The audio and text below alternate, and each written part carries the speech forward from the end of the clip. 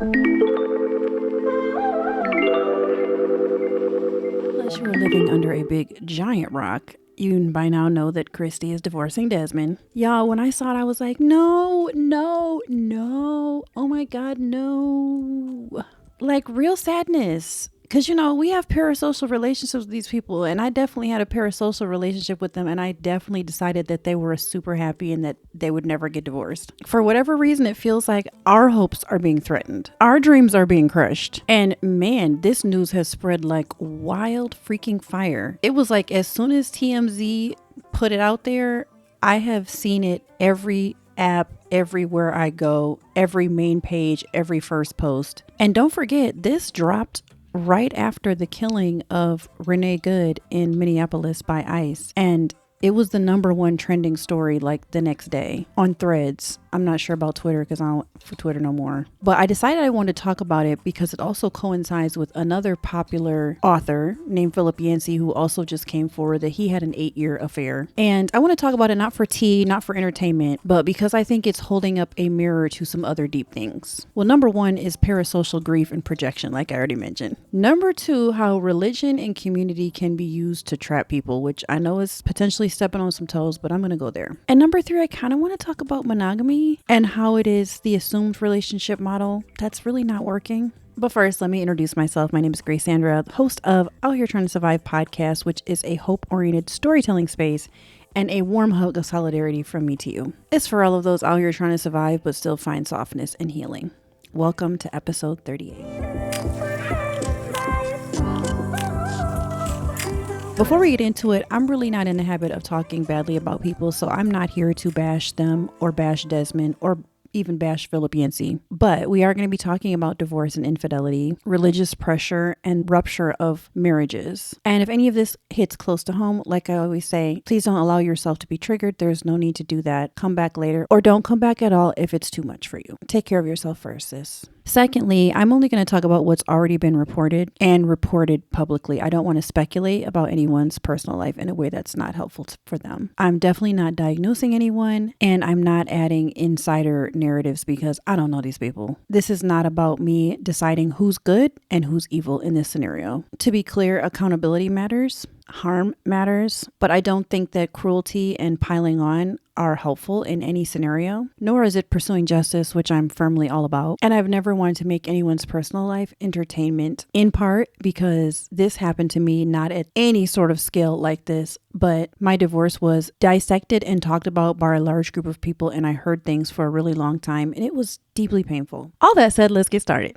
So first, just in case you don't know, I'm just going to give the 30-second rundown. Christy filed for divorce in Texas. The filing points led to alleged infidelity and describes a very clear decision to separate. Desmond then posted a public response acknowledging his harm, apologizing, and describing his version of events, which he framed like he had raised the idea of separation, but then for whatever reason they didn't, and during that time he made choices that he regrets. That's the public frame. And in case you don't know who these people are, they are a wildly popular internet giant, arguably the it couple of TikTok, and have amassed millions of followers across all their platforms for their silly shenanigans, Desmond's gourmet cooking, and Christy just being literally crazy and funny and super pretty, and their wonderful family, and the fact that they've been together since they were 14 years old, and then now they've been married for 11 years. They had this big, beautiful, elaborate 10-year anniversary party. Pictures were gorgeous. They have 2 beautiful sons, and they do family content. And now they bought and built this big, beautiful custom home that she's been documenting that they moved into in September, so they haven't even been in it long. I think the reason why so many of us were so sad, because I have seen so many people are just like, damn, if it won't work for her, if it won't work for them, who can it work for? They gave a very best friend vibe. They gave a we are together forever vibe. They gave a we are so in love vibe. I don't know. It just seemed so genuine. And here's the thing. I believe in complexity. I think a lot of that can be true. I think they could have been very well best friends. I think they could have very well been so super sexually attracted to one another. You know, they've built this life and they built this brand. And I think it just feels so crushing for so many people because it gives you hope, like in some weird way when you see, I think especially too, like Black love, when I see Black love really thriving, I'm like, oh, I love to see it. I love to see it, especially when it's not just Black love, but it's thriving Black love and a thriving Black brand and thriving Black content and thriving Black money. It feels good. So yeah, I think the way that people have been going so hard on Desmond, it really reflects how much we really do too much with parasocial relationships. We don't know these people. We don't know anything that went on at all. Christy could have been a whole demon. I mean, I don't think she is. I'm not saying that, by the way. I'm just saying we don't know anything. Desmond could be a whole demon. We don't know anything about these people at all. I mean, I'm not so sad that it's broken up my whole day or even an hour. I didn't even think about it for an entire hour. It kind of made me a little bit sad. But I can see why this could be a trigger, especially for younger people who are hoping for something very similar. But the big thing I really want to talk about was this idea of how could he cheat on her? That is the question I've heard over and over again. She is so gorgeous. She is so beautiful. Her body is tea. Body is tea. It really is. I mean, she really does have a beautiful body. And I've seen this reaction so many times. Like, she's so beautiful. She's the whole package. She built the brand. She brought in so much money for them. She's so stunning. Like, if she can get cheated on, if Beyonce can get cheated on, if Nia Long can get cheated on, if all of these beautiful women, successful, beautiful women can get cheated on, is there anything that can prevent us from being betrayed, us just normal, regular, schmegular women out here in the world? But I wanted to counter that narrative trap because it implies that women who are beautiful enough and sexual enough and smart enough and talented enough and supportive enough that they don't deserve betrayal, or worse, that they can prevent betrayal, which we all know really isn't true. And it really turns fidelity into something that women earn by performing excellence as a wife or performing motherhood in a way that's pleasing to a man or whatever else. And it kind of makes it seem like if a wife adds things on the scoreboard, looks, yes, success, yes, builds a brand, yes, lifts him up, yes, gives him enough, whatever, yes, then, oh, her scoreboard is full, so she shouldn't get cheated on. But we all know, like, on a realistic level, like, we all can think about it for a minute and be like, well, okay, when someone has an affair, there's lots of reasons that go into it. And I'm going to talk about it myself because I went through something similar on both sides, y'all. We'll get into that in a minute. But usually when someone has an affair, it has to do with their coping mechanisms, their own character and integrity, their relationship skills, their ability to communicate and hold boundaries for themselves and others, their willingness to be very honest when things get hard, and their emotional intelligence. And it usually isn't about whether the other person is enough or not. And I don't think that what Desmond did is about whether Christy was enough or not. We absolutely have to stop saying and arguing that if a woman is beautiful enough, that should keep her safe from being cheated on. Being pretty, being sexy, being successful, having money, being able to build stuff, that does not protect you from betrayal, y'all. Like, what? And then on the other hand, we kind of live in this villain economy where we want to villainize the other person. And it's very easy in today's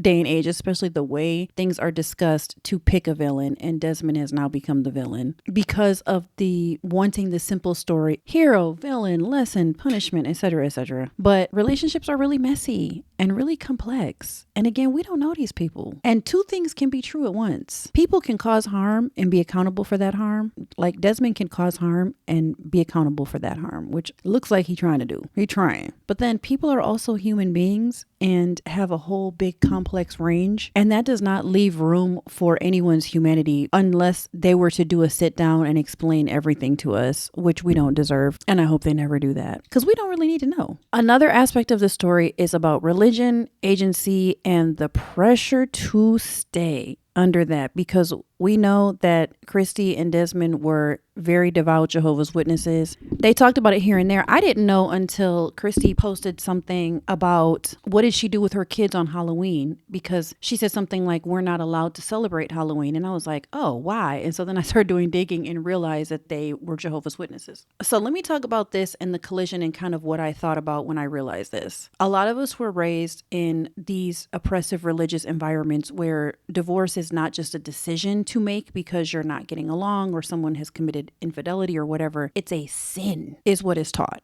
That it's a failure is what people say. That people have wasted their time, all of their time. That it's public humiliation and can be publicly humiliating, as we're seeing right now, I think, for Desmond. And maybe to some extent, Christy too. I mean, God only knows what she's feeling like with this news blowing up the way it is. Some people see it as proof that you did not pray hard enough. And so leaving a person is just, so when you're inside that world, and I was inside that world, not as a Jehovah's Witness, but as an evangelical Christian, it doesn't just feel like you're losing your marriage. It feels like you're losing in some way your identity, and in some cases your whole community. So I just looked up something about Jehovah's Witnesses. Yes, Jehovah's Witnesses can get a legal divorce, and the organization recognizes divorce as permissible under specific circumstances, primarily adultery, unchastity, or if one partner persistently hinders the other's faith. But remarriage is restricted to the innocent party, and divorce is generally discouraged unless necessary. I hate that. This is why I'm coming to hate religion more and more. But this is literally exactly what happened when I was married the first time. Me and my ex were in, not a Jehovah's Witness, again, in an evangelical Christian environment, doing Christian ministry together. And basically, the way people treated me once I started saying that I really wanted to get separated, that I knew that I really didn't want to stay married anymore, that I just couldn't do it anymore, that I was feeling trapped emotionally and all sorts of other things, people started acting like something was very, very seriously wrong with me, as opposed to me just being like, this is just not working. It's just literally not working, and we are trying to make it work. And yet I feel like I am going insane. And for us, it was kind of our livelihood too, because it was, I mean, it's not similar to Christy and Desmond, but in some ways it was, because their livelihood is built on their brand, and I'm sure they'll both be fine separately. But like for me and my ex, we were working together in ministry, combined paycheck, combined bank account.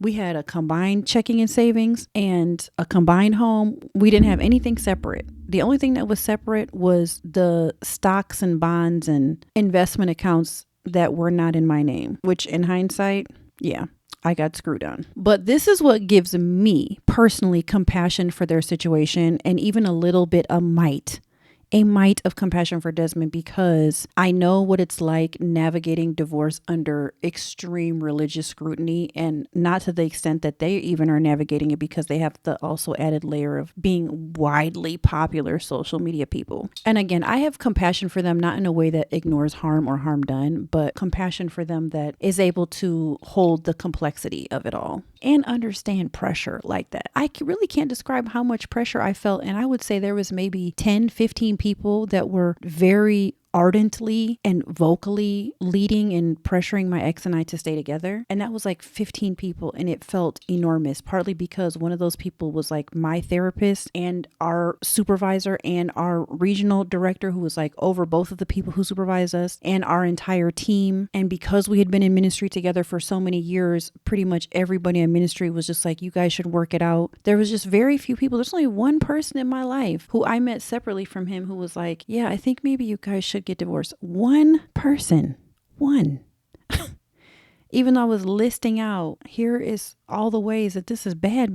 This has gotten bad, y'all. And again, let me make this clear. I don't know these people. I don't know what was happening. All I know is that little bit that Desmond said in his statement, that he wanted to get separated earlier. It didn't happen for some reason. And then he made the choice he made. He seemed like he really wanted to point that out. And maybe my feelers went up, because that is literally exactly what happened to me. So I want to discuss part of this whole idea of God hates divorce, and basically the theft of agency when you are very closely aligned with your religious belief set. Religion can teach you that you don't have agency over your life, especially as a woman, another topic for another day. But it does teach you that your desires don't matter. The only thing that matters is what God wants for you and what the leaders and the pastors who've been appointed over you want for you. It also teaches you that your unhappiness is really your problem and probably a result of some sin. And instead of asking, is this relationship healthy? Do these people feel at peace? Does this woman, or I'll just say, does any one of the partners feel at peace or unsafe? Do any one of the partners feel like they are being subject to constant harm? Do any one of the partners feel like they want to leave but can't? Those questions are very rarely asked in a religious context.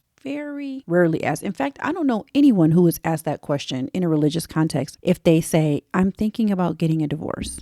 Typically, the question that's being asked is, how can you endure this? That's the question I was being asked over and over again. The more I stated, I'm really unhappy here. I'm really not cool with how this is going down, essentially. And basically, to sum up the overall message, it was like, how can you endure this? How can you deal with your sin? How can you deal with your desires? How can you deal with the things you're thinking? How can you deal with the fact that you want to be separated? How can you deal with it so that you don't want those things anymore, so that y'all can stay together? And once you're in a prison long enough like that, your brain really starts to look for exits. And mine definitely did. Not healthy exits, not clean exits. Like I said, for me, I tried to leave the right way. I brought up the fact that I wanted to go at least 2 years. I was really scared to even say that I wanted to be separated. I was so afraid. It wasn't that I was in a marriage where my ex was yelling at me or screaming at me or going to hurt me physically or unalive me. I was not afraid in any way that way, just to be clear. I was so afraid because I was already been put in a position where it was like, you're the bad one, you're the misfit, you're the terrible one. And if you would just get your shit together, then y'all will work. And I was married to someone who the perception was just doing everything he could to help me. Now, I will say, I've always had my issues, always been really honest, and was always very upfront with him with my issues in terms of the trauma I was dealing with, which I won't go into, but just had been a survivor of sexual assault by my dad for many years, and then had a lot of issues with a mother who was mentally ill. And those issues followed me. Both of my parents led to me being very traumatized as a child, including some of my siblings as well. In addition to some other trauma I had as a kid, my ACE score was pretty high, like a 10. Now, I went into marriage young, 21 or 22 when we got married, and then not even understanding how, well, first of all, that I had an ACE score of 10, or how that trauma had impacted me. If you get into marriage young, you don't understand how traumatized you are, and all of that stuff starts coming up. But I was always very honest with my ex, like, these are the issues I'm dealing with. And I was in therapy, on and off, different therapists, trying to deal with various issues. So I was never in denial of my own issues, but I think I became a very easy target for our entire marriage is encapsulated by the fact that Grace has trauma that she's dealing with, as opposed to, that's true, but it also could just not be working. And also, my ex had issues too, but in some ways they were buried or maybe hidden in some ways, because in an evangelical Christian religious environment, there is nothing, literally nothing more important of a sin than any sort of what is considered devious sexual desire, or any sort of desire that is anything other than your vanilla married sex. And so the focus was so on me and my ish, and I hadn't even done anything yet. But in that environment, I did not feel like it was safe to have an honest conversation for a really long time. And then when I did say I wanted to be separated, people pushed back so hard that I felt like I cannot leave until he agrees with me. I can't leave until I get his approval. I literally thought I did not have the agency to go just in and of myself. And also, you know how sometimes if you're trying to leave someone, they might say, like, if you need to go, like, I won't fight you. I'm sorry this didn't work. You can go. There was none of that. It was like, I'm going to pray the devil out of you. I'm going to slay the demons within you. I am going to fight hard tooth and nail. I'm going to recruit every 100th person I know so that you will get fixed and so that we can stay together. And it was just like, I don't know. I don't even know how to describe the way that was. It felt like crumbling me into a ball, like someone put me in a dog crate that was too small for me and was just like, you stay here until you're fixed. It just made me feel like there is no way I can stay in this marriage. There is no possible way, but I agreed to it. And I agreed to go to what turned out to be a disaster of a couples marriage counseling situation with an older white couple who did not have training in the kind of things they were doing, leading us through very complex traumas in our childhood to help us, I guess, stay married. I don't know what the hell they thought they were doing, but it was tremendously triggering for me. It triggered something in me, and they did not have the expertise to deal with it. You cannot take someone with an ACE score of 10 and then just start willy-nilly leading them through exercises to dig up all of the hurt and pain and trauma that they went through and not have the expertise to guide them through it. And without sharing details, I'll just say this. It was at that point that I started making decisions that I am not proud of to this day. And if I could do anything different, I would have immediately just said, no, I'm sorry. I don't care that you don't want to separate. I don't give a fuck. I'm getting the hell up out of here. And I would have left, and I would have never agreed to that couple's therapy, counseling, pain fest. You know, when I look back on that, it took me a long time to really realize that in some ways my ignorance and my stupidity kept me in something that I shouldn't have been in the first motherfucking place, let alone for that long. But I realized looking back, people were protecting the institution. No one was trying to protect me.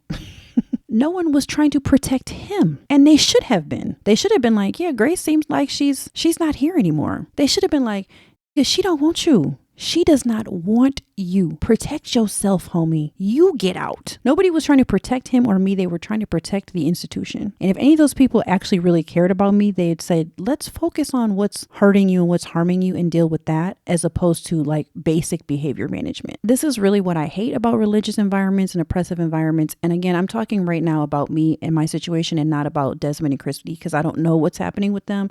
I just know that Jehovah's Witnesses has really hard lines about divorce and infidelity. But I will say this, religious pressure makes people feel like they can't leave, or that they need permission to leave, or that they need a really good reason to leave. Again, Jehovah's Witnesses recognize divorce as permissible only under specific circumstances, primarily adultery. And what did Desmond say in his statement? He asked for separation. They didn't get a separation. And during that time, he made choices he wasn't proud of. I don't know them, but part of me feels like if you want to leave somebody and you can't leave, I want to talk about that uncomfortable truth of, well, he should have just left. He should have just left. I've heard that a lot. He should have just left. He should have just left. Why didn't he just leave? Obviously, yes, integrity says just leave cleanly, communicate honestly, and leave cleanly. But I can't overlook what happened to me and the kind of coercion that happens in those kind of religious environments. Again, we don't know about them, but I'll just say for me, I was in a very highly coercive environment. And I was trying to leave, y'all. I was trying to leave before I did stupid-ish. I just honestly really hate that people feel like, and that I felt like I had to have a biblical reason to leave. I also felt like in the situation I was in, there was no boundaries. There was no boundaries. But it was so bad that I felt like I can't even leave unless I leave with someone. I literally felt like I am being so forced to stay here that I cannot leave this man. He will not allow me to leave him in any sort of reasonable way unless I leave with someone else. Unless I say, I am with someone else now. You cannot keep me here. You cannot force me to say, I do not want to be here. I felt like I had to get there in order to go. The shit's crazy. I know it sounds crazy, but I'm just telling you, that's where I was at. Also, don't forget, I was kind of initiated and ingratiated into this kind of oppressive religious environment because I grew up going to Christian schools. I was raised in a church, and then I went right from that into a ministry environment when I was in college, and I went straight from that. Actually, didn't even graduate from college before I met my ex-husband, who was a minister. He was already in that ministry. Then I joined him in that ministry. I was only 21 or 22. I forgot. I think 22 when we got married. And then we were together for almost 15 years. So we're talking about 18, 19 years of my adult life at that point in this ministry, viewing things the way that they say things should be, believing truly, unless I have an affair or somebody have an affair, I ain't getting out of this. It ain't no way out. It does not make it right. And let me tell you, I have apologized to that man 12.8 times, probably more. I've tried to say, I'm so sorry. I was not trying to hurt you like that, my brother. I was really not trying to hurt him like that. We've had many conversations where I have profusely apologized, and we have a somewhat, I guess, normal working co-parenting relationship because we're still co-parenting our two boys. And I have let him know none of that was right. But I hope you can understand it. It wasn't about you. It wasn't about him per se. It was about feeling caged. like a caged rat in a too small dog crate, knowing for years I wanted and needed something different. If nothing else, I just needed to be separated, to explore sexually, be separated, and then probably lead to divorce from there. Things would have been handled so much better if we had just got separated a couple years earlier when I first requested it before shit blew up. Anyway, if you've never been in a high control religious environment like that, I don't know, I guess just try to have some grace. It's not an easy thing to deal with. It's also not an abusive situation where someone's putting their hands around your neck every day. So it's actually kind of hard to identify. Sometimes the more subtly inappropriate something is, the harder it is to identify. So you feel like, no, it is me. Something is really wrong with me. I am really just a terrible, horrible person. If someone is just choking you out every day, it's easy to see like, yeah, I need to get out of this situation. It's oppressive. It's abusive. Someone's choking me out every day. But when it's just horrible boundaries, it's really hard to see. You know what I'm saying? Now, on the flip side of this, here's the other thing. Confession is not always accountability, and they're not the same thing. And that's a big nuance. Sometimes I confessed is framed like heroism, and it's really not. You know, Desmond said that he came forward. He told the truth. He said in his statement, I wanted her to know. Yeah, and I don't know where I stand on his statement. A lot of people were like, yeah, that was shitty. That was a shitty statement.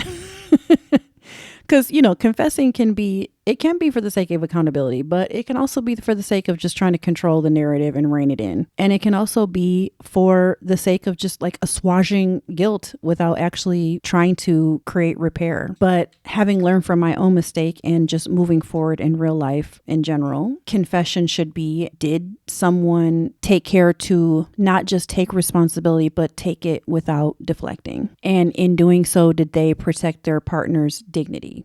And the third part of this is something that, again, is another slightly controversial view of this whole thing, but I am so sick of monogamy as default. Because what are we actually normalizing, y'all? And yeah, I do think this is going to ruffle some feathers, but I'm going to go ahead and say it anyway. A lot of people treat monogamy like it's not just a relationship choice. Almost it's like, if you're monogamous, then that means that you are safe and you are good and you are normal and you are pure or whatever. And listen, the thing is, I know couples who are monogamous who are happy. Okay, we know them. We all know them. They are genuinely thriving in their monogamy. But we also need to be very honest that monogamy is not for everyone, and also it's not exactly working just based on divorce stats alone. It doesn't mean that you should betray someone or that you can't be honest or have boundaries or whatever. It just means that I think maybe we should stop being so shocked and shaken that human desire exists, and that maybe if we extended our viewpoint out to other worldviews other than monogamy is the safe, good, pure, healthy one, maybe we just wouldn't be so shocked and shaken that people make choices that lead to betrayal.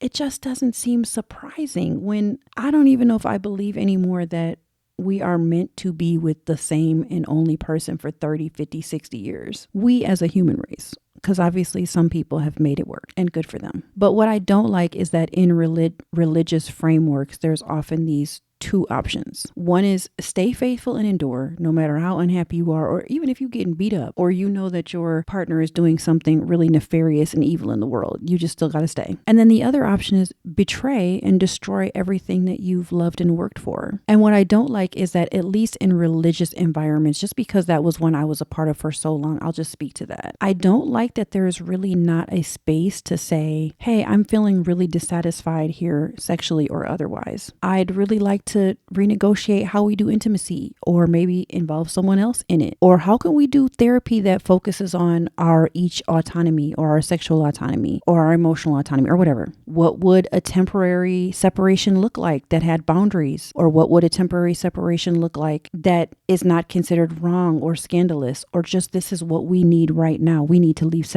separate because we driving each other crazy. Or can we decide to divorce even though we have children or young children or whatever, so that we can minimize harm? Like, do you know how crazy it would sound to say any of those things? Do you know how crazy it would sound to a lot of people to say the things I just said? It would sound crazy, but if I had had the words, the language, the courage, and the agency to say any of those things, well, first of all, they would have been shot down, but at least I would have known or had words or language to describe, like, these are the things I'm feeling. Not satisfied, wanting something more, wanting something different, wanting to figure out how to be a more autonomous human being. me. I wanted to figure out how to have way better boundaries about a lot of shit. And ultimately, I wish I could have just said, can we please separate without it being like I just threw a bomb in the house and ran out. Needless to say, I have come to become a big believer in ethical non-monogamy and polyamorous relationships. And I see that as a real normalized and vibrant, healthy choice for some couples. It's not something I've ever done, by the way.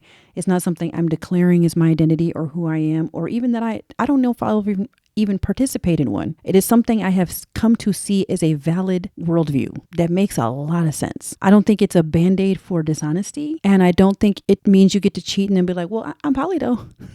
No, because it's still like any other relationship requires consent and honesty and communication and boundaries and having emotional responsibility for yourself and someone else too, and honesty without coercion or coerciveness, etc. But I am bringing it up as a way of saying some things I have seen on the internet, people being like, well, they were together since they were 14, so if we just assume neither of them had ever probably slept with anyone else, that they both got one body, maybe there was some, let's just say, curiosity. And all I'm asking is potentially looking at this a different way, not them necessarily. I mean, the issue would be, can we normalize structures that allow people to have these conversations and perhaps a maybe different lived experience that minimizes harm? That's all I'm saying. And it's just been sitting heavy with me because I don't know if y'all heard of Philip Yancey. He was the author of a really popular book called What's So Amazing About Grace that came out so many years ago. So if you aren't in evangelical circles, the book was widely celebrated, widely popular. It came out in 1997. It quickly rose to the top of the charts, New York Times bestselling author, etc. And it was about that.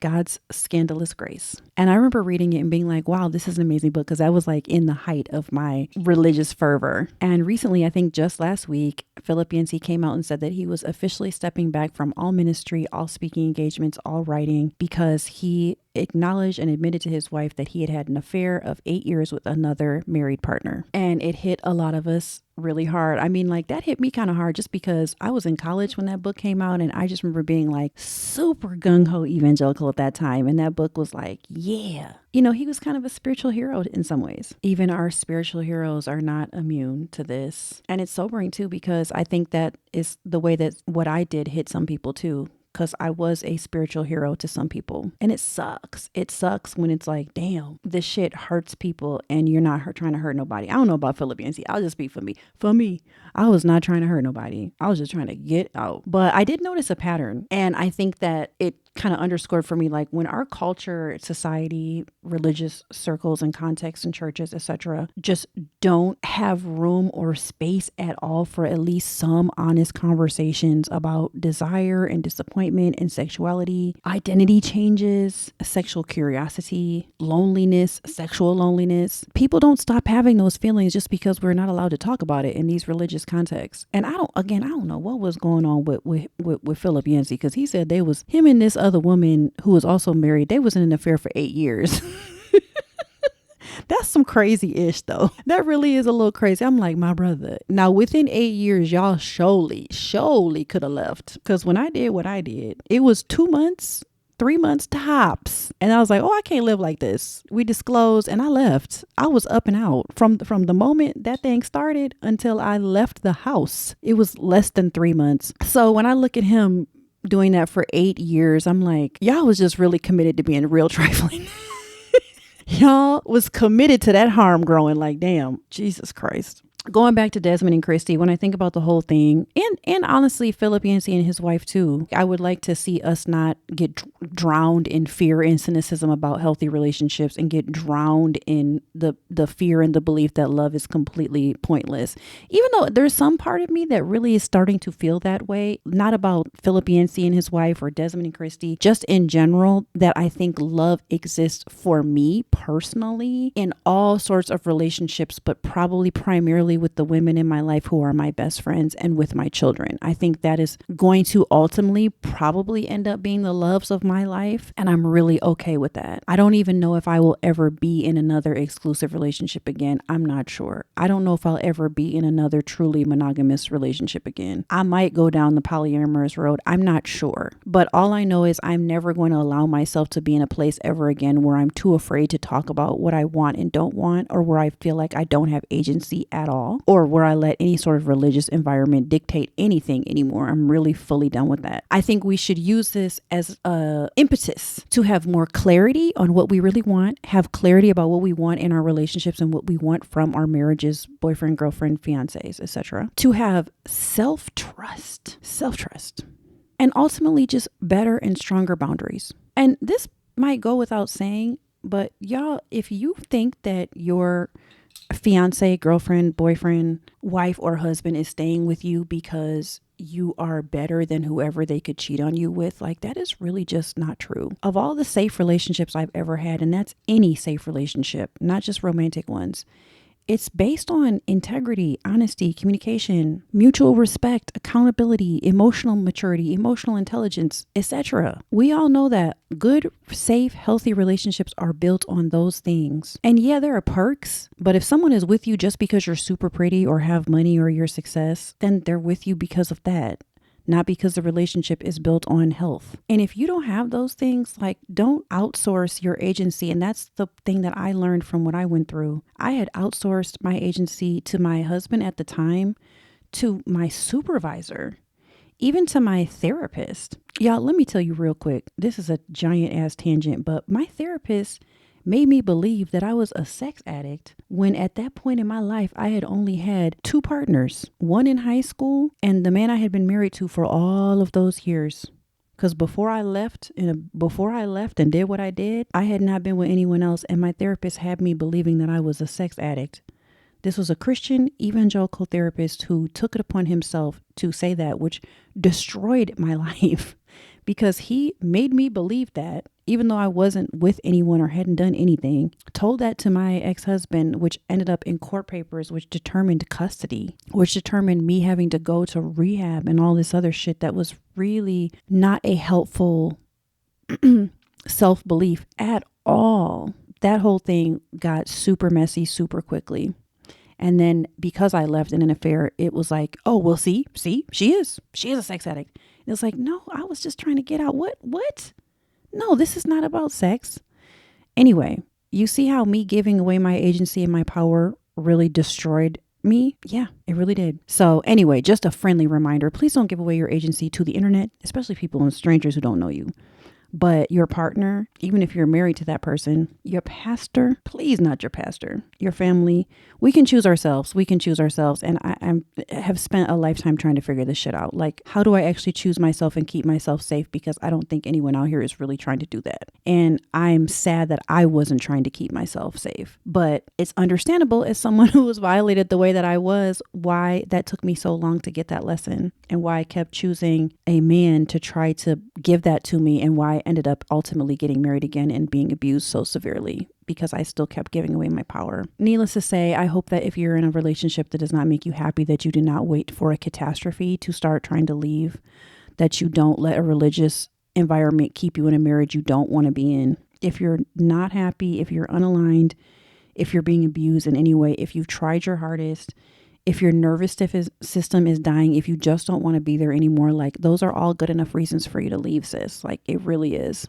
Anyway, needless to say, any relationship that I have exited since then, I have tried to leave humanizing the person as much as I possibly can. I tried to do that with both of my ex-husbands as much as I possibly can, considering my second ex-husband abused the hell out of me. But I have realized that 2 things can be true. You know, someone can cause harm, and then we also don't have to turn them into a public punching bag. I've tried to toe that line. I really have, as best I can, while being honest and defending myself in situations when I needed to do, and also holding myself accountable when I needed to do that as well. And now, as I'm moving forward, especially as I'm considering being part of ethically non-monogamous relationships, I will do that ethically or not at all. And that goes for dating in general too. I'm going to date ethically or not at all, or be in relationships or friends with benefit situations ethically or not at all. So obviously, keeping myself educated, being honest with myself and others, practicing consent-based sexuality at all times. I mean, that's a given. But anyway, that's part of it. Maybe just needs to be said. And at some point, I might actually do more conversation with a therapist or like a coach or something to kind of learn how to navigate a lifestyle that I've never lived before, because what I'm not interested in ever doing is just randomly hurting people and calling it freedom. Just don't do it. I feel like that's what women hate about men. It's like, oh, I just needed freedom, or I wanted freedom. Like, freedom does not equal chaos. Freedom with responsibility is where that complex middle can live. Anyway, y'all, if the breakup of Christy and Desmond, or even Philip Yancey and his wife, I don't even know her name. I'm sorry to whoever.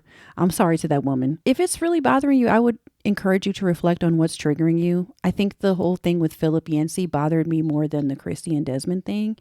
And I think part of it is just the feelings of betrayal. But I think this kind of stuff can bring up like a fear of betrayal, you know, grief over our own divorces, etc. Obviously, the shame from religious conditioning is such a huge part of what some people can feel. I mean, maybe some of you out there are Jehovah's Witnesses and it's making you feel some kind of way. I also think that sometimes when these things happen, we feel like this whole like sadness over like what we thought love should be, because it just seemed like Chrissy and Desmond had love. It did feel so real, y'all. It felt so real to me. I don't usually do this, but I think if someone said they had a gun to my head and I had to name one couple who would never get divorced, I would have thought it was them. I would have said them. And it doesn't necessarily make me feel like, damn, love is so unsafe. Again, because I'm able to hold in complexity all these other things that could be at play with them. If hearing about things like this makes you feel some kind of way, I do want you to be gentle with yourself and realize, you know, you're not broken for feeling that way. We're all just humans at the end of the day. I'd love to know how it made you, how it hit you, or what this episode made you think about. Please no dogpiling, please no judgment.